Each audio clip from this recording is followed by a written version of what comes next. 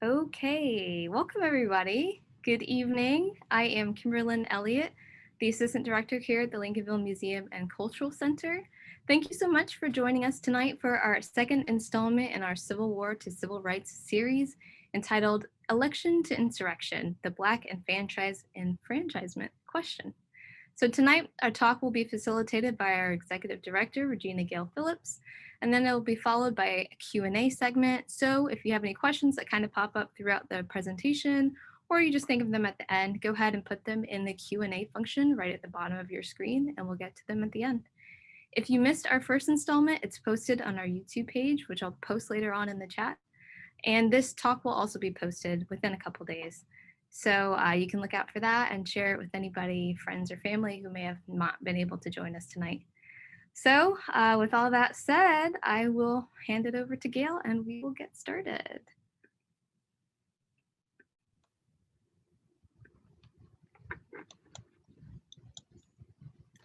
Thank you, Kimberlyn, and thank you for joining us here at the Lincolnville Museum for our second part of our series.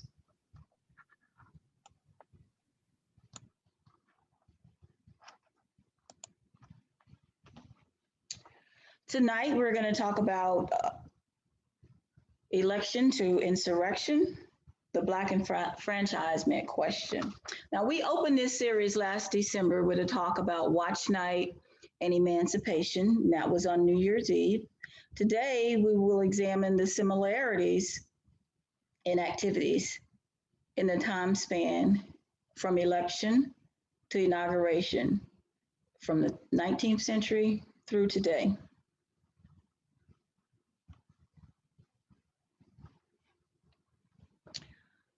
Give me 1 second here, get my screen so that I can see it. Thank you for your patience.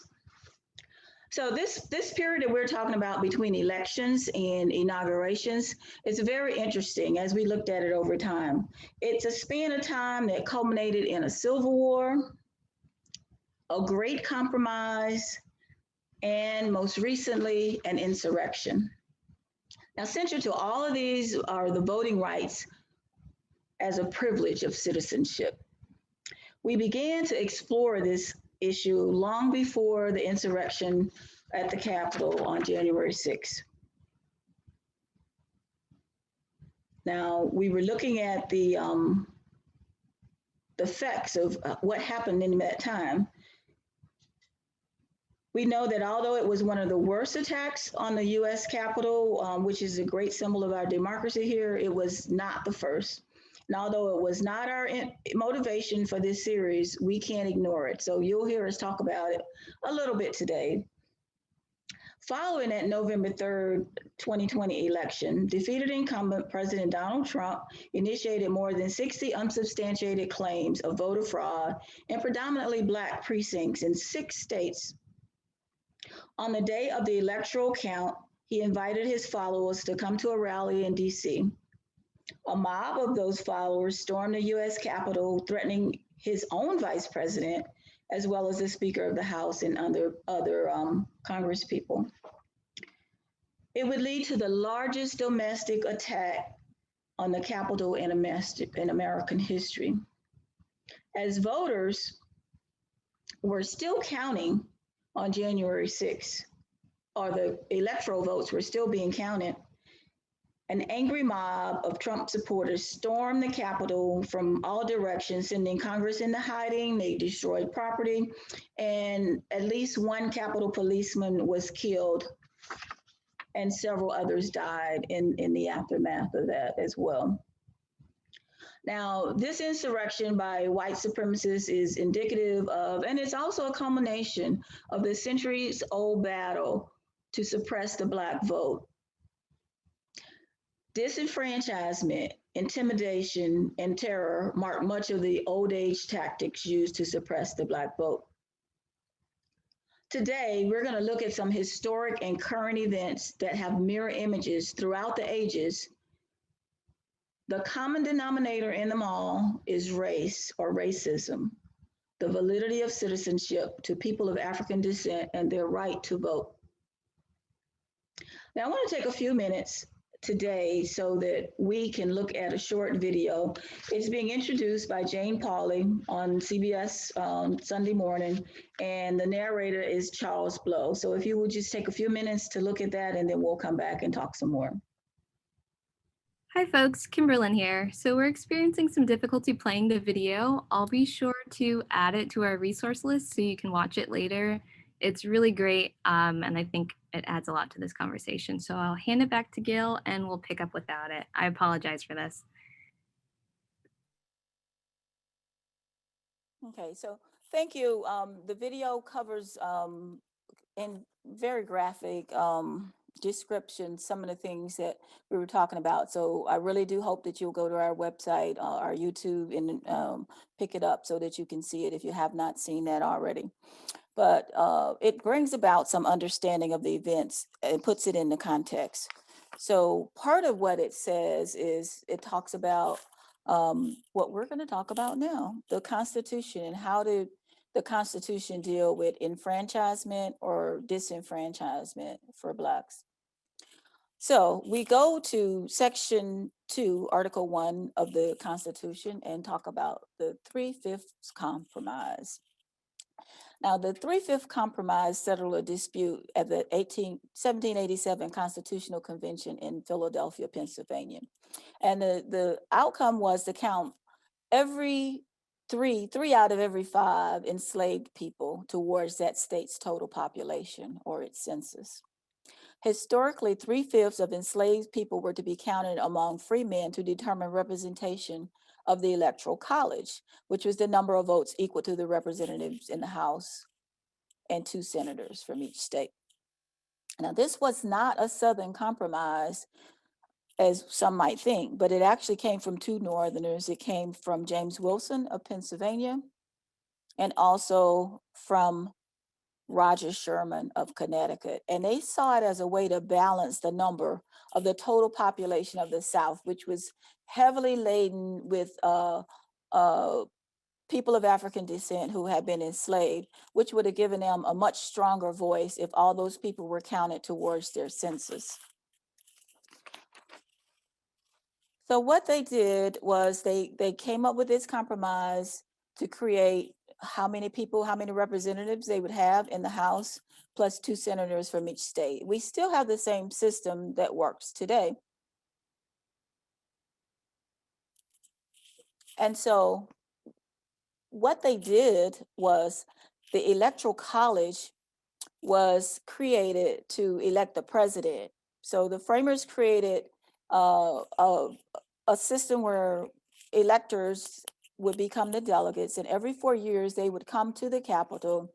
They would select the president and vice president. That's their sole role. It's a constitutionally mandated role that takes place every 4 years. So as you can see, with the 3/5 Compromise, Blacks were used to create the Electoral College, but they were not allowed to vote. Now, following Abraham Lincoln's election in the fall of 1860, but prior to the official count of the electoral votes, 7 slaveholding states, those were South Carolina, Mississippi, Florida, Alabama, Georgia, Louisiana, and Texas, seceded from the Union, and they formed the Confederate States of America, which waged war against the United States of America. Now, by February 3rd, or actually on February 4th, the Confederate States of America selected its own president, Jefferson Davis. On February 13th, the Congress of the United States of America met in joint session to count the Electoral College votes to certify the results of the 1860 presidential election. So following Lincoln's victory, the New York Times described an atmosphere of tense apprehension on Capitol Hill. They said that early in 1861, there was a fear that counting the electoral votes would never be peacefully accomplished. Therefore, troops were sent to the Capitol in response to leadership's who heard rumors of plots to take over and blow up public buildings and prevent the inauguration of Lincoln with a large police detail. They sent them to the Capitol, and they also permitted only limited access to the House chambers. Local authorities there increased security throughout the city to ensure that members of Congress could perform their constitutional duty. It was this same constitutional duty that was temporarily stopped by an angry mob on January 6, 2021.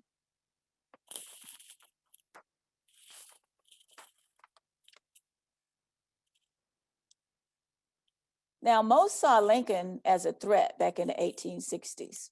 He posed a lethal threat to the status quo of the way that things were. So since the 1800s, we know that the capital of the United States has been in the South. 3/5 of the Constitution overrepresented the South because of the large numbers of people who had been enslaved that were still living in the South. So they outnumbered the people in the northern states. But Southerners were especially good at dominating the federal government also, even though they talked a lot about states' rights. In the first 61 years of the government, the South held the presidency for 50 years, the speakership for 41 years. They chaired the Ways and Means Committee for 52 years, and 18 of the 31 court justices of the Supreme Court were Southerners. Washington wasn't simply a capital, but it was also a citadel for slavery because of that and all the Southern rule that was there. So conspiracy has always been a part of how government was treated and how people reacted to government. And that was long before QAnon, whose supporters were among those who were at the January 6th threat to the Capitol, but long before any of their conspiracy theories were retweeted. Lincoln, back in the 1860s, had been also demonized. That there were stories that he was, they would send it to all the Southern plantations, and they said that he was a demon, he was a cannibal, that he had tails and horn, and that he would devour everyone of African descent. So those are the kind of rumors that were rampant even back then, that they demonized Lincoln. I hope you're starting to see some of the similarities of things that happened. So as time goes on, we know that Lincoln's presidency saved the democracy at a time when it was very fragile. And it reminded America of its higher ideals. But that did not happen without a civil war. Abraham Lincoln doesn't get inaugurated until March 4th, 1861. And we are pretty much at the door of the Civil War and the attack at Fort Sumter by that time. So he would offer emancipation and later the 13th Amendment to free all enslaved people, giving them the right to vote or the right of citizenship. But history shows us that that too would be challenged again and again and again. So we look at this slide and we talk about the fraud of the century. And this was over the presidential election between Rutherford B. Hayes and Tilden of 1876. So Samuel Tilden actually came out ahead in popular votes by 250,000. His Republican opponent, Rutherford B. Hayes, was behind him, but he was Tilden was one electoral vote short of actually cinching the presidency. So there were 3 states. Here again, Florida was among them. Florida, South Carolina, Louisiana. were among those states that had questions. Actually, one of the things they did was they sent 2 sets of electoral votes to Congress that year.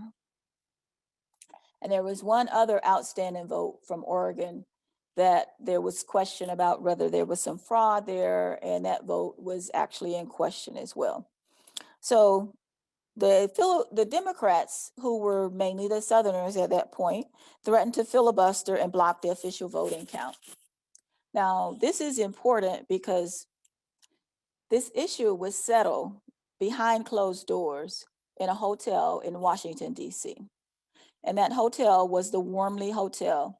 It was in February of 1877. The Democrats made a deal that they would accept Hayes as the president, but in order to have Hayes, the Republican, as the president, it would mean that all federal troops from the South would be removed. And that was the main condition that they made, that they would accept him. Now, this compromise consolidated Democratic control of the southern region of this country. It also effectively ended federal Reconstruction. It reversed most of the gains that African Americans had made during that post-Civil War period.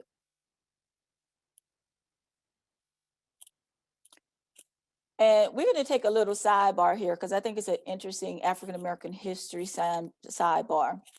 The photo you see is of the Wormley Hotel. Now, this hotel was the setting for the meeting that took place for the Great Compromise of 1877. That was also known by some as the Wormley Compromise. Now, Wormley, his name was James Wormley. He was born in 1815. He died in 1884. He was born a free Black man. His father had also been born a free Black man, but his father started a business, and in order to do that, he actually had to get manumission papers signed. He had to petition in order to say, okay, I'm free. So he had documents to show that he was free, and he used the services of Francis Scott Key to petition for that. But getting back to James Wormley, he started out as a jockey, and later he became a hack driver. And as a hack driver, he was privy to a lot of conversations between politicians and dignitary from the Washington, D.C. area. So, he started to gain favor with them because, he wasn't going around spreading their, secrets around the city. So he had this great desire to be in the hospitality industry. So he rose up through the ranks to do that. He had training in culinary. He worked on cruise ship. He started with a small restaurant in the area, which everybody frequented, of substance. And he also eventually had a rooming house in the area. Eventually, he would buy this 5-story building that you see pictured here that was near the Capitol. And that became his showpiece, the Wormley Hotel. That hotel became like a great meeting house for most people. The food, from historical accounts, was excellent. That he actually had receptions for royalty there. He was, during the time of the Civil War, actually granted contracts to feed Confederate prisoners that were in the custody of the State Department. He also was commissioned to do dinners for the Navy and several other Washington dignitaries. So the compromise that was made in his hotel to remove all federal troops from the South actually was very ironic. And that's why I wanted to take this little sidebar, because Wormley was also a friend of Frederick Douglass, and he was also an avid abolitionist. He had 2 sons, and those sons also were at first in the Navy, because Blacks were only allowed to be in the Navy in early days, and eventually became, joined the Army to fight for freedom for other Blacks, even though they had been born free. And there were a lot of instances of free Blacks who joined the war to fight for the freedom of other enslaved people. So that's my sidebar about Mr. Wormley.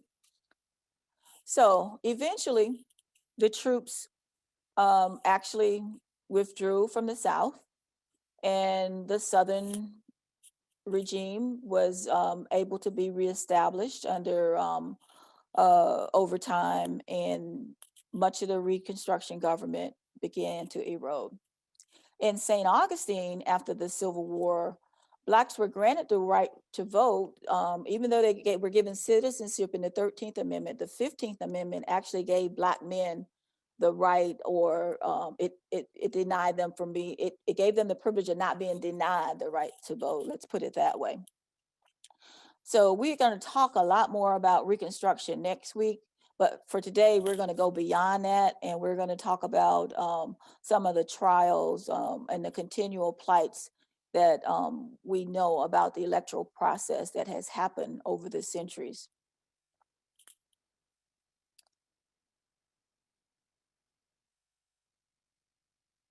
We know that there was a constant push back and forth.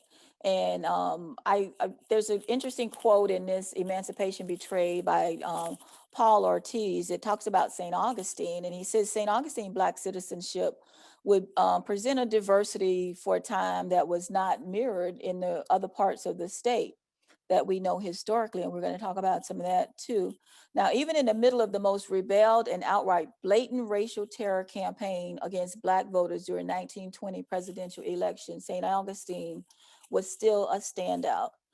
African Americans also voted in large numbers in St. Augustine, owing to a prearranged truce between Black and white leaders and a non-segregated voting line. Now, this is according to Paul Ortiz in this Emancipation Betrayed. And there are a lot of interesting stories in there. But statewide at that time, we know what was happening was that other areas, Blacks didn't have it so good. From Jacksonville to Tallahassee to Miami, that Blacks actually were, there were a lot of obstacles put in the pathway of them trying to vote.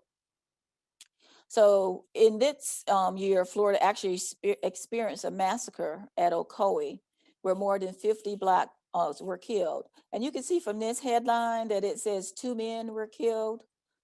It only talked about the 2 white men who were killed, and it doesn't tell you about the 50 or more Blacks who were killed. Their homes were burned.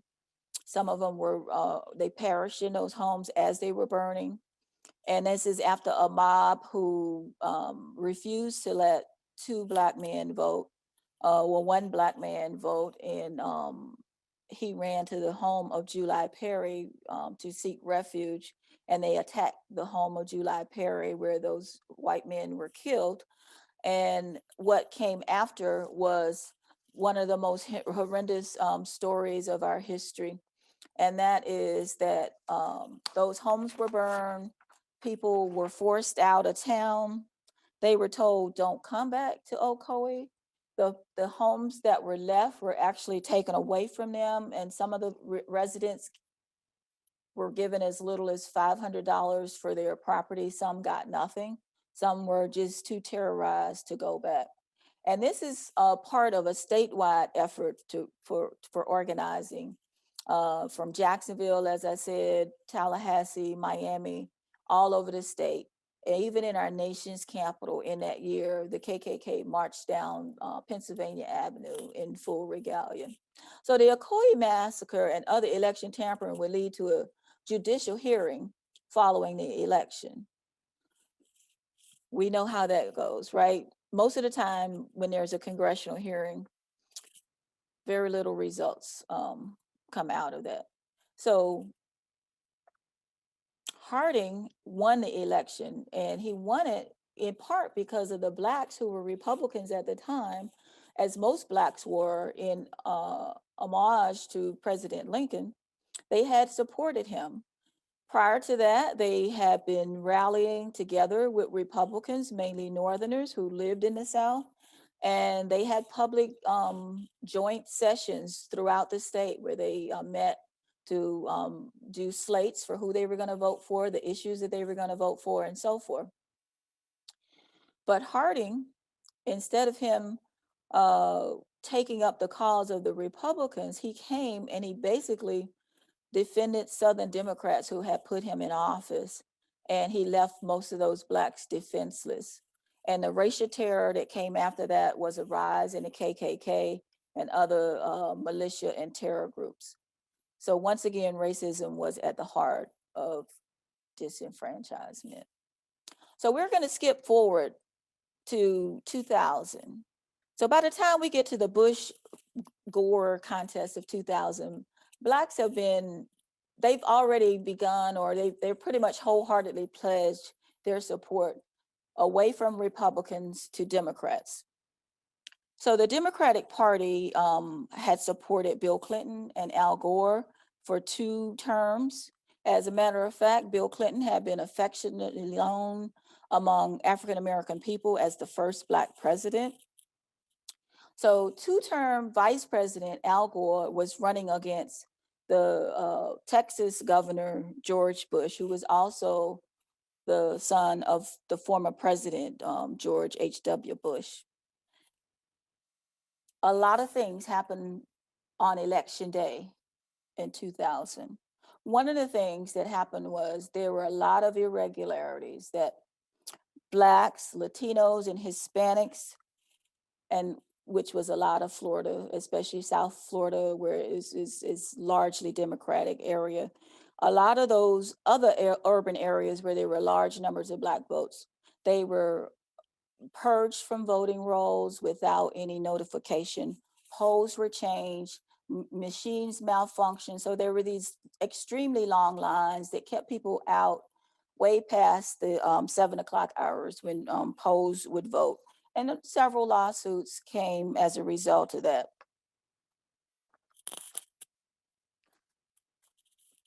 It seemed that the 2000 election went on forever, because on an election night, it was called first for Al Gore, then it was called for Bush, and then it was too close to call, and it was in fact too close to call.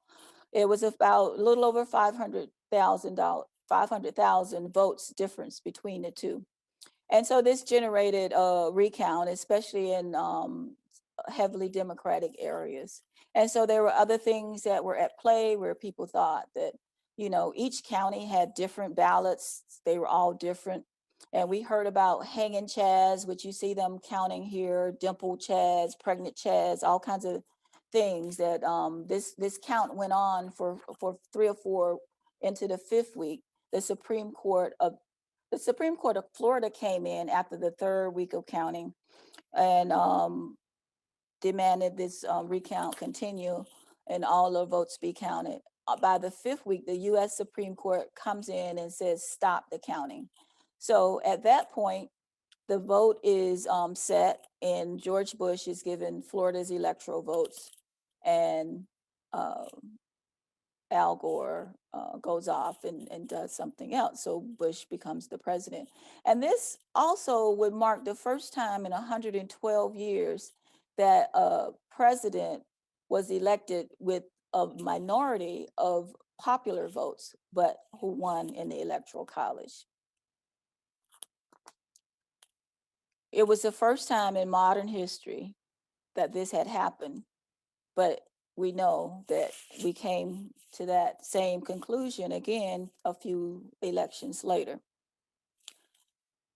But after Bush, we had our first African-American president. His name was Barack Obama, and he was elected without a lot of electoral incidents in terms of challenges. He won in 2008 and in 2012 with a majority of both the popular and electoral votes.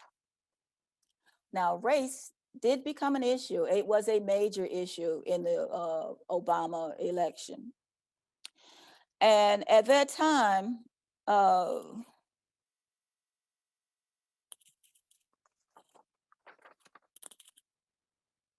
there were all kinds of political cartoons that were put out about him that were very derogatory, that he was called everything from Hitler to an African prince to the devil. And things were just, before we had Facebook and the social media that we have now, they still floated around through emails that people passed around from one person to the next. So there were long email chains. So the technology was different, but the content was the same. By the time we get to the 2010 election, a Tea Party has formed who claim that they were they had no representation, and they were not ready to be taxed without representation. So they opposed everything that Obama did at that time.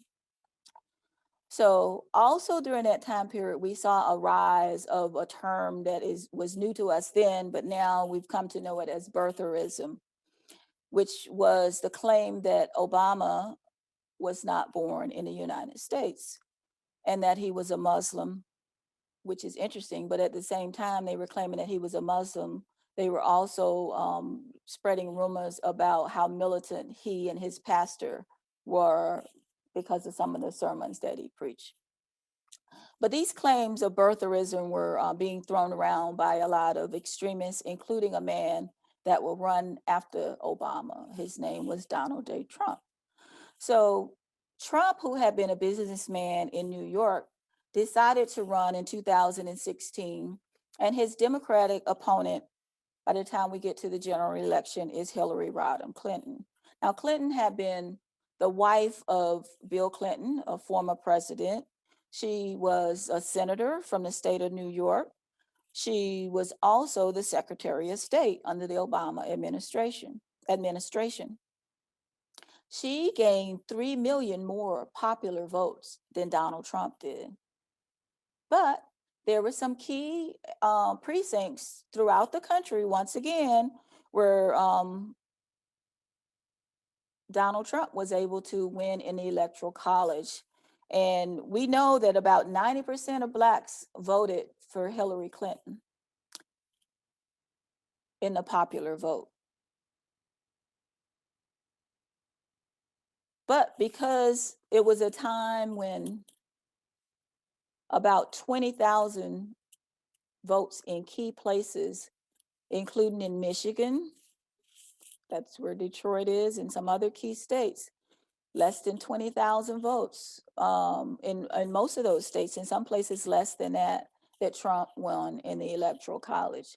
So his president shows a lot of the time when you would see widespread information come out about the election. One was that the Russians had interfered with the election. No direct charges were actually brought against Trump or his administration, although several Russian diplomats were expelled, and several of his cabinet members and campaigners were also arrested and charged. A special prosecutor spent 2 years investigating claims that Trump may have been connected to voter fraud, but no criminal indictment was to come down against a sitting president. Now, that first election to Hillary Clinton was a shocker for a lot of people, because you have somebody coming who has no political experience beating somebody that has a lot of political experience. And as I said, those 20,000 votes in key places put him over the edge in the Electoral College, and he became our 45th president. So 2020 comes around, actually, and Trump expects that he's going to have the same kind of victory against Vice President Biden and Senator Kamala Harris. But there was one major difference, and that is that Blacks were poised to overcome the repeated voter suppression efforts that were around the country. The Get Out the Vote campaigns would attract pro athletes like LeBron James, who helped to open up stadiums and arenas for voter registration and encourage absentee voting. Their efforts paid off in spades. So although Florida went for Trump, many areas with large Black populations waited in lines. They waited in long lines to cast their votes early and to turn in their absentee ballots. And they did all of this in the midst of a COVID-19 pandemic. And in some places in the rain or in the cold. So the overwhelming vote for Biden-Harris totaled more than 81 million. That was the most votes ever cast for a single candidate in US history. It was the most votes cast in any presidential election ever in US history. Now, Donald Trump, he had 74 million votes, which was the second most votes ever cast for a candidate in US history. And even with that, he challenged the returns in many Black precincts throughout the country, in a handful of states, but all to no avail. Even his court challenges were deemed bogus by judges, some that he had appointed. Those unfounded disputes that he won in a landslide, which is the opposite of the truth, they would be used to agitate angry white ring groups like QAnon and the Proud Boys and other militia groups. They would set new records for buying rebel flags and a call to stop the count in Black precincts that Trump had clearly lost. So on January of 2021, with all legal avenues exhausted, they turned to the last and familiar tactics, which was violence. The US Capitol was attacked that January 6th as the constitutionally mandated votes were being counted. Vice President Mike Pence was on the Senate floor. The House was in his chamber, and an angry, belligerent mob attacked the Capitol from all sides, overcoming Capitol Police, killing one officer and brutally beating others with flagpoles, their own protective shields, baseball bats, and anything they could use as weapons.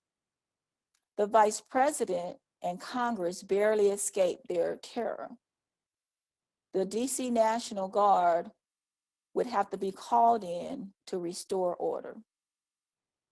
They would have to be called in to restore order.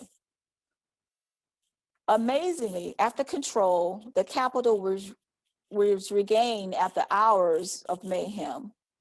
They returned to the chamber that very night and counted the votes, declaring Biden and Harris winners. They will become the first female, she would become the first female and woman of color to serve in the capacity of Vice President of the United States. The House immediately moved to impeach Donald Trump for the second time. Divisions in this nation are many. Suppression of the Black vote has a long history, and we've only touched the surface of some of those in this conversation. When Blacks are allowed to vote and those votes get counted, it has a major impact on election results, even though those results sometimes generate fear. Now, the challenge to continue to work hard and exhaust every avenue to get people registered and to exercise their vote remains an issue for Black voters. The election of President Obama, the first Black president, followed by the most racist-leaning president in American history, according to presidential historians, would rise up in political cartoon. Would be a testament of the vestiges of America's first and most pervasive sin. Let me read that one more time because I don't want you to miss what I'm saying. The challenge to continue to work hard and exhaust every avenue to get people registered and to exercise their right to vote remains an issue for Black voters.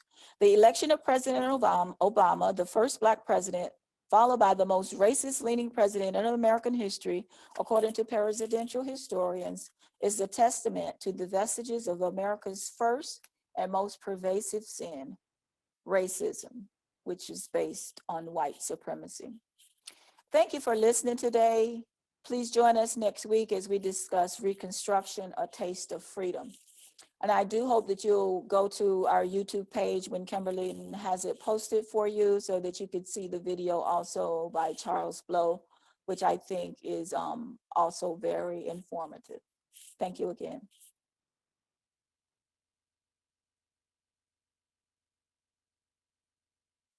So I'm going to go back to Kimberlyn, and I don't know if there are any questions. She may have some questions in the chat. And if so, then we'll talk about that.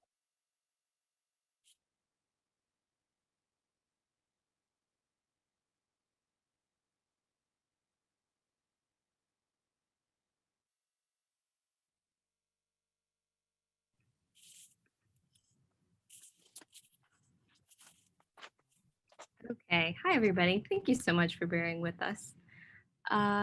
So let me actually switch over. I'm going to try to play the video another way and see if that will work instead. So let's see. 1 second. Bear with me. I'll be right back.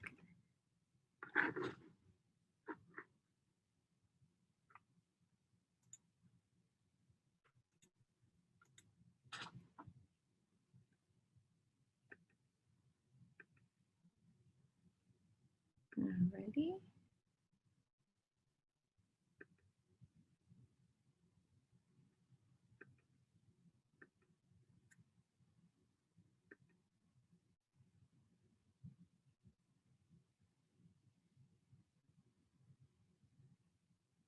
All right.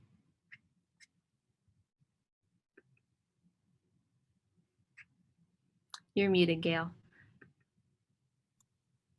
No, I saw that there was a question if you want me to answer it while you're setting up the video. That would be great. Okay, let's see. I'm going to go to the chat room, see what we have. Okay, Ted is asking if we will post the YouTube site for the lecture number 1.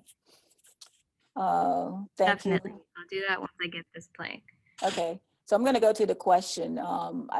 This is from J. Steele Olmsted. It says, what was the effect of the end of Reconstruction on voting by the Black citizens of St. Augustine's, about which you mentioned? I believe you said they had been allowed to vote.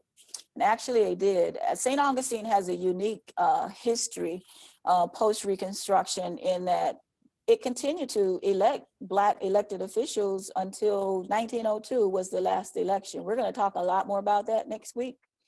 But Blacks were still being elected up until that time. Now, after 1902, there were more Blacks elected during post-Reconstruction than they were elected post-civil rights, if that tells you anything about St. Augustine and where we are today. So we had about 24 people in the St. Johns County of African Americans that were elected between 1866 and 1902. And that ended abruptly when a sitting commissioner, Mr. Pepino, was actually shot by the local sheriff over questions about a budget item. So I don't know if that answers your question, but there was still participation in St. Augustine up until that time. After that, I have not seen any records of Blacks being elected again until the after the Civil Rights Bill is passed in 1964.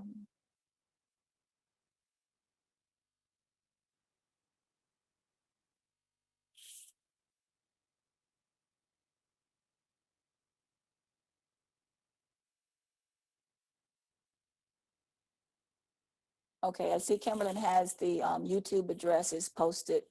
I think she's still trying to get that video for you. If there are any more questions. I should have it up in 1 second. Okay, so she's still working on that.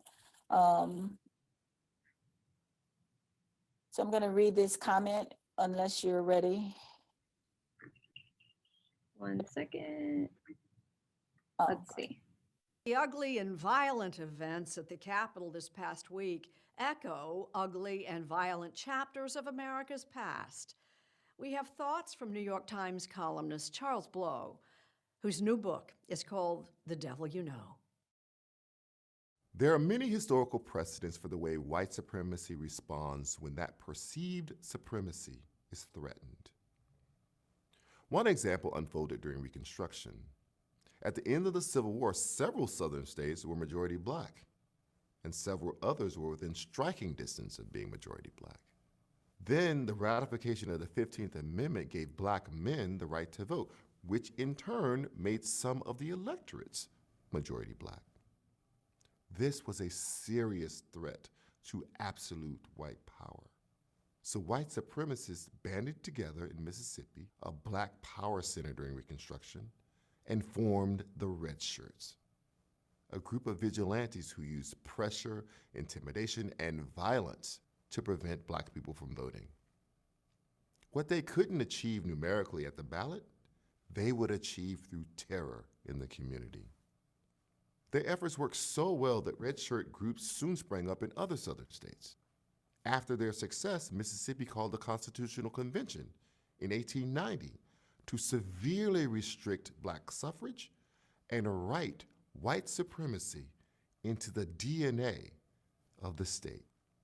State after state across the South followed the Mississippi example, establishing Jim Crow as the code of the region for more than 60 years. I came to know these facts academically as an act of scholarship, but I couldn't fathom living through such a period. That was until this election, which provided a modicum of similarity to that period over a century ago. Donald Trump tried to intimidate voters before and during the election, then sought to erase legal ballots after they were cast. He attacked large cities and swing states, those with a large percentage of black people, as corrupt. And with his legal challenges expired, his efforts culminated in a deadly insurrection in Washington, his loyalists exploding in violence in support of his attempted coup. Make no mistake, the red hats marauding through the halls of the United States Capitol were a throwback to the red shirts terrorizing the southern countryside. As my friend Darren Walker, president of the Ford Foundation, wrote, not only is white supremacy the greatest threat to democracy, democracy is the greatest threat to white supremacy. Because when democracy works, white supremacists will always, reflexively, be rattled, whether in the 19th century or the 21st.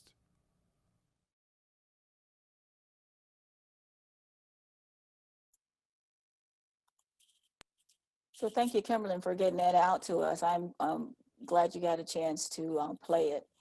And Charles Blow is a lot more eloquent than I am the way he puts it, but he just kind of puts it all in a little package that makes it easy for us to get. And so thank you again. I do want to do one other thing, unless you have some more questions for me. Tomorrow, I'm going to be in a conversation with Dr. Sandra Miles at Flagler College and some other people.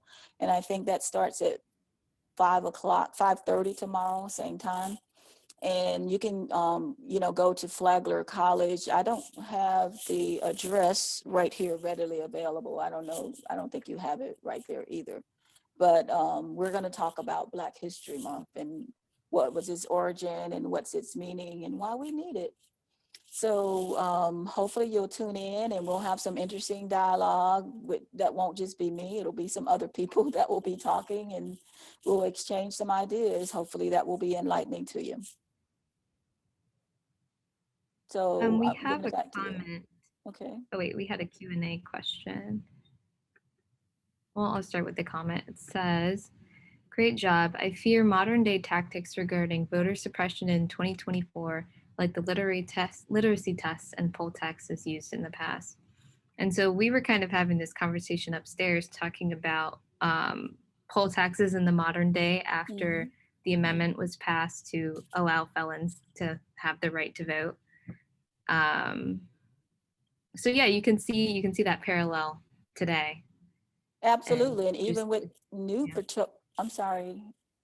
there's new even proposed legislation about being able to go to a $15 minimum wage for most people, with the exception of ex-cons, and minors or, teenagers and students, which is another way of bringing the same thing back. If you're going to hire somebody, you got to be able to pay them a living wage and not pay them as the same thing you would pay a kid. So that's another way of suppressing not just the vote, that the people of Florida voted that ex-felons would be able to vote, but the Florida legislature has been playing with it ever since and coming up with different roadblocks. Thanks for posting that. Oh yeah, that's what they ended up putting as the follow-up in the Q&A. Overall, GOP voter obstruction we saw after 65% of Florida voters approved Amendment 4 that automatically restores the rights which we were talking about, except in the cases of murder or sexual offenses.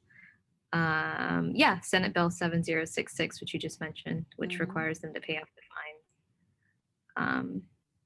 And so we saw even in this election come to play with, there's a group across Florida that was soliciting donations to help people pay the fees.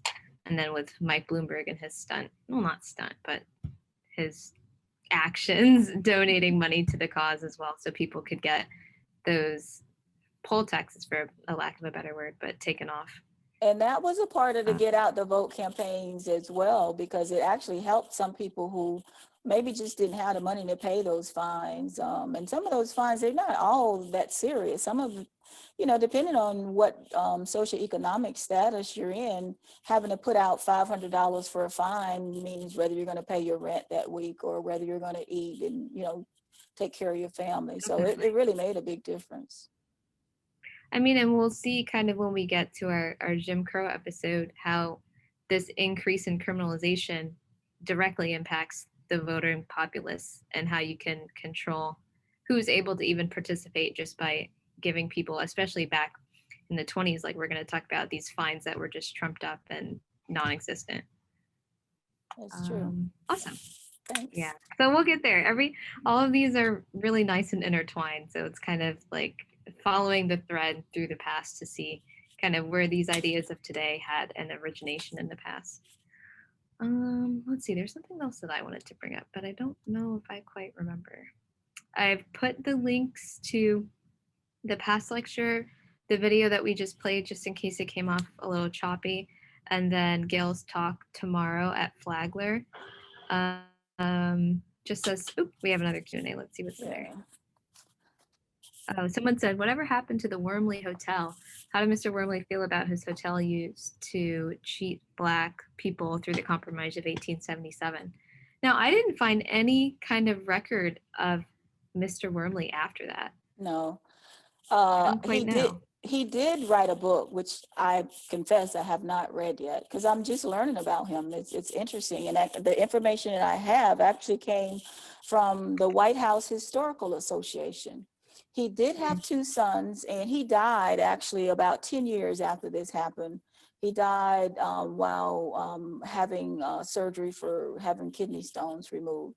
So his son operated a hotel probably for a time after that. It was eventually sold, and it became, I believe, like a bank, or they tore the hotel down and built a bank or something in that location. The hotel was actually eventually destroyed. But I thought that was just interesting because, your hotel was the site of something that you had and your family had fought for, and now it's going to end over a bowl of turtle soup or whatever he was serving that night. I did see a menu, and it was on his menu at the hotel. He had a very interesting menu, and a lot of that's posted also on that White House website. White House Historical Association website. Another question, and it said, historically, has the suppression by white politicians for the last 15 decades still depressed Black turnout as a result of the intimidation even today? Are the bills now in Congress, HR 1 and are the bills now in Congress, HR 1 and S1 in the US Senate and House? Do they address that suppression? So I would say most definitely we can see the effect of voter suppression, I remember in this past election seeing there was a district in Texas looking at where their early voting was available in like majority Black areas and urban areas versus rural areas. And so just seeing how how many more people were supposed to be serviced by one location, like proportionally looking at another place that had like a very small amount compared. So yeah, just it's crazy to think that like in a functioning democracy, you're creating these ways of making voting difficult for people. Like that's really the essence of voter suppression, right? Making voting so difficult that some people just aren't able to give do it. up. Yeah. And that's Yeah. still happening even with, when you look at some of the even things that different states around the country are starting to come up with new legislation that talks about how electoral votes are counted. And for example, in Georgia, where I think the district attorney from Fulton County has, started a lawsuit against Trump because of his interference with the vote count there, that they've come up with stuff that would make it almost impossible for the prosecutor to even bring a case in a national election against a person that's accused of voter fraud. So people are starting already to come up with stuff. So all the states' rights stuff is coming back. That's what we do see. We've seen it in the past couple of elections, like in North Carolina, in the state of Alabama, all those cases that I know back when I was younger, I used to think the Civil Rights Act, Voter Rights Act, that settles it. We don't have to worry about it. Blacks will be able to vote from now on. And people were passing around this thing saying, oh, it's gonna sunset in such and such a year. Well, as a young person, I didn't really understand what they were talking about because it's, oh no, once it's passed by Congress, it's good. Well, the sunset came and we saw all the lawsuits come out that said that these states where they had been mandated to not put these obstacles there for people who have been oppressed in the past, like Shelby County, Alabama, they were able to come back and say, we don't have to adhere to this section of the Civil Rights Act anymore, or Voter Rights Act anymore, because, it's expired. So it no longer pertains to us because they're saying the conditions that were relevant then were no longer relevant. And that's debatable. It depends on who you are and whether you're allowed to vote or not. I saw something in there from somebody that said that the Wormley, there was a story on let's see, let me go back. Did you want to read it? Yeah, Barbara, she said, the Association for State and Local History had a wonderful program on Mr. Wormley last evening, and it was given by one of his descendants, so it should be on their YouTube in a day or two. And so thank you so much for telling us about that, Barbara. When it gets posted, we'll definitely link it on our website, and then we'll link it to this YouTube video when it goes up so people can kind of see them in conjunction. And I want to check it out. That sounds really cool. Yeah, it does. One last thing that I wanted to say kind of before we go. It's something that I think we'll really hit on a lot when we get to our Jim Crow segment as well, but also in Reconstruction. In the video, when Charles Blow is talking about how he kind of had heard all these ideas intellectually before and studied them, but then living through them, it gained this whole other element. And that's something that I really think is important to consider when you're talking about the violence that Black people experience, specifically in relation to voting, but also just in daily life, the threat of violence. Like, it's really easy to think about that in the abstract and just be like, okay, like life was scary and it was violent and that was that. But like really like sitting and meditating with like how that impacted every level of your day, the fact that a word or a glance from someone could mean the end of your life. Like, so just getting into that, like me as someone coming from an academic background, like it's challenging for me when I stop and really think about like what it meant and how people lived and survived through that. So I think that it's really fun here when we can kind of pay homage to that struggle and that success, and then the little ways that people found joy within all of that going on as well. So yeah, we'll get to that later, but I just wanted to say now. No, it's a good point. I like it because, Blacks back then, they couldn't look a white person in the eye. One of the things that I just heard recently, this man sharing about the baseball player that just passed away, that he shared a story with a sports writer about his father. And he said the saddest thing that happened to him is his father said if he was walking down the sidewalk and a white person was approaching him, they had to get off the sidewalk. You know, how demeaning is that? Yeah. You know, so just simple little things that people experience every day in their lives. It was hard. You know, we have to just continue to do what we do to make the world better, to tell the stories. We tell them so that people won't forget, and that we will hopefully one day be better. So, Oh, before we go, we have one more comment from Mr. Olmsted. Again, thank you. Justice Roberts was a U.S. Supreme Court justice who said things are changed in the SCOTUS decision that gutted the voting rights bill. You mentioned states' rights. Is that understood as a code to racists for the suppression of the Black population to prevent Black voting? I think states' rights at this point is like a catch-all term for any position that you find the federal government to be inconvenienced or that you disagree to. So it's like it goes hand in hand with suppression and racism, and the fact that like you feel like this federal government has no oversight in the way that people are treated or mistreated. And it's like, let the states figure it out for themselves, which we can see going all the way back to the foundation of this country and the split between the more industrial North and the more agricultural South. And then as states are being added, this like obsession to keep the balance between free states and slave states. And so it's like this idea of self-rule and self-government has this long history, but then you see how it can be abused and how people suffer at the hands of it as well. So I think yes and no. Yes, most definitely, because now, yeah, states' rights is like a rallying cry now. and I think it always has been. I don't think that you know, it's just like it's something that people can hide behind. It's a shield for, as you said, not wanting to follow federal guidelines, and so, and people are even taking it farther than that to where, you know, home rule, and where each little area can come up with their own rules and their own laws. I mean, look at what, you know, I was saying earlier about what happened in the state of Georgia, where they're trying to make their state law so that Fulton County, where the votes were actually being challenged, the Fulton County where the votes were being, well, attempted to be tampered with, that district attorney, they're trying to change the law now while this case is going on, that says you can't bring a suit against this person. You can't seat a local